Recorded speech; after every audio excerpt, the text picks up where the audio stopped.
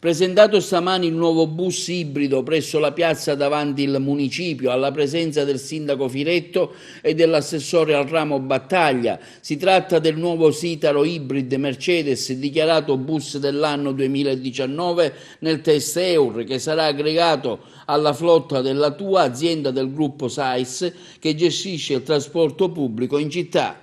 Si inaugura questo primo pullman nella città di Agrigento che ha un'alimentazione ibrida, quindi un mezzo ecosostenibile. Abbiamo fatto molto pressing nei confronti dell'azienda perché questo accadesse, sappiamo della necessità di un investimento che ha evidentemente un suo importante valore e soprattutto anche è compatibile con quelle che sono le disabilità, cioè avere uno scivolo che in questo momento consenta anche al diversamente abile di poter accedere a un mezzo pubblico con tranquillità e in sicurezza, credo che sia un'altra, se si vuole piccola però significativa conquista di civiltà. Un nuovo passo avanti per la città di Agrigento ai fini anche dell'ambiente e dell'ecologia, visto e considerato che con questo tipo di autobus minimizziamo le emissioni in atmosfera. Tra l'altro, come potete notare, ha la predellina per l'accesso facilitato ai disabili, il che garantisce per gli utenti e per i cittadini un notevole passo avanti.